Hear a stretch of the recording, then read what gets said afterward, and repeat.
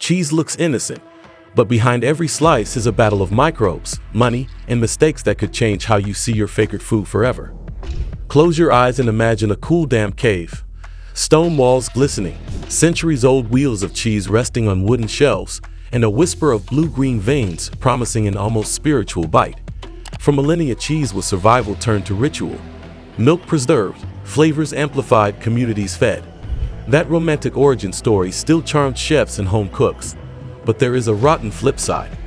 The very microbes that give some cheeses their magic can also produce toxins. And in our modern food system, corporate pressure, shortcuts, and lapses in sanitation can turn a beloved food into a public health problem. Tonight, we follow the scent, from moldy caves to factory fraud, and learn how to protect your plate without giving up the joy. Origins and natural mold dangers. The cave taught us to trust microbes, but when cheese left the caves and entered the factories, trust was replaced by profit, and the recipe itself began to change. Traditional cheese making is a partnership between humans and microbes. Famous varieties such as Roquefort, Brie, Camembert, and Stilton rely on introduced penicillium species to create their signature textures and flavors. Those molds are intentionally cultivated, but cheese remains a living food and vulnerable to unwanted fungal colonization.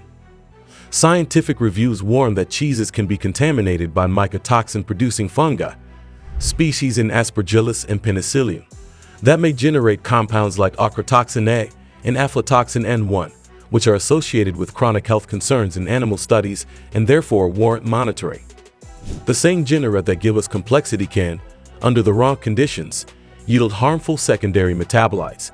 That's why provenance and process matter in cheese production. The cave taught our ancestors how to balance risk and reward. But the second big pivot came when cheese left caves and moved into factories. And that's where economics rewrote the recipe. Modern factory shortcuts and fraud. Industrial cheese production made cheese cheap and available year-round, but profit pressures introduced incentives to cut corners. Investigations and testing have shown that some grated and shredded Parmesan-style products included non-dairy fillers to reduce cost and inhibit caking. One consumer investigation found that a supermarket store brand was actually 8.8% cellulose, while other popular products measured smaller but notable cellulose percentages. That period also revealed a criminal case where a producer was accused of mixing cheaper cheeses and fillers while labeling products as 100% Parmesan. Cellulose itself is a plant fiber and not acutely toxic at the levels found, but its undisclosed use and deliberate mislabeling are economic fraud and a breach of consumer trust, and they expose how far some supply chains will stretch to protect margins. Factory sanitation also matters. Large-scale dairies and processing plants move vast volumes of milk and cheese through complex equipment. Pathogens like Listeria monocytogenes can persist in cool, damp factory niches, drains, gaskets, and conveyor crevices, and once established, they can seed multiple product lines over time if environmental controls fail. Environmental swabbing and rigorous sanitation protocols are central to preventing persistent contamination. Failure to control those niches has led to widespread recalls and multi-state investigations in the past, showing how a single site problem can scale into a national one. Romance, craft, and corporate shortcuts have consequences. Let's make the stakes personal by looking at the human toll. Health consequences and real outbreaks. Cheese-related infections have caused real illness and death. Public health agencies repeatedly warn about soft cheeses and unpasteurized dairy. The CDC explicitly states, cheese made with unpasteurized, raw milk are more likely to contain Listeria and other germs that make people sick. Listeria infections can cause fever, muscle aches, and in severe cases, meningitis, septicemia, or miscarriage. Over the last decade, public health investigations have traced multi-state outbreaks to specific dairy products and producers, sometimes prompting large recalls and long-running investigations when contaminated products reach many states and vulnerable populations. In one recent long-term investigation, authorities linked deadly Listeria cases to specific cheeses and dairy processing failures. The human cost included hospitalizations and deaths, which is why regulators treat dairy contamination as a major priority. Beyond acute infections, the mycotoxin question adds a chronic dimension. Fungal metabolites aren't always obvious, and low-level exposure over time is harder to detect, regulate, and study.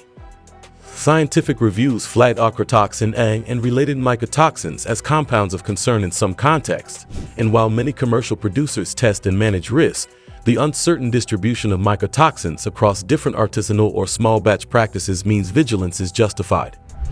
In short, acute bacterial outbreaks and chronic fungal risks are different, but both real. And both depend on how the cheese was made and handled. So what should you do? Panic? Dump your cheese drawer? No, be smart. Here are practical, evidence-based moves. Consumer tips and empowerment. Practical handling tips you can use tonight. Refrigerator check. Keep your fridge at 40 degrees Fahrenheit, 4 degrees Celsius, or below, and freezer at 0 degrees Fahrenheit, minus 18 degrees Celsius. An inexpensive appliance thermometer is the simplest safeguard against bacterial growth. The CDC and FDA recommend these temperature thresholds to slow pathogen multiplication. Storage technique. Avoid airtight plastic wrap directly on cheese. Instead, use cheese paper or parchment with a loose outer wrap so the cheese can breathe. Hard cheeses tolerate a looser seal and can age in refrigerated conditions. Soft cheeses stay fresher in their original packaging or a lightly covered container. Proper storage slows mold and pathogen growth and preserves flavor for longer. Mold handling. Not all molds are bad. Some are the point of the cheese, but accidental mold on soft, shredded, or crumbled cheeses usually means tossing it. For hard cheeses, experts recommend cutting away at least an inch around and below the moldy spot, keeping the knife clear of the mold to avoid cross-contamination. If in doubt, discard. These simple rules save risk without wasting good cheese. Buying and sourcing smarter. Check pasteurization. If you're pregnant, elderly, or immunocompromised, prefer pasteurized soft cheeses. Pasteurization is a proven barrier to listeria and other pathogens. Demand transparency. Favor producers who publish where their milk comes from, their pasteurization practices, and their sanitation protocols. If a price looks absurd for acclaimed heritage cheese, question it. Parmesan-style labeling and substitution scandals have a documented history, and you have the right to full ingredient honesty. Regulatory frameworks for economically motivated adulteration exist for a reason. Consumers must be able to trust labels. Watch the news and use recall tools. Subscribe to CDC, FDA, or your National Food Safety Agency alerts before big grocery runs. Public agencies post outbreak investigations and recall lists. Checking these alerts is low effort and high impact when a problematic product is circulating. Buying smart. Buy cheeses from vendors who publish where their milk comes from and whether they pasteurize. If a price seems too good to be true for a product claiming an old world name, question it. Economical substitution and Parmesan-style marketing have a documented history. Where possible, favor producers who allow on-farm visits or who are transparent about aging rooms and sanitation. A note about blue cheeses and intentional mold. Don't confuse unsafe mold with the strains used to craft blue cheeses. Producers intentionally inoculate these cheeses with strains like Penicillium roqueforti under controlled conditions. The result is delicious and, for most healthy adults, safe to eat. Scientific work on mycotoxins shows that some Penicillium strains can produce toxins under particular circumstances, but commercial producers manage strains and conditions to minimize those risks, and regulators monitor the market.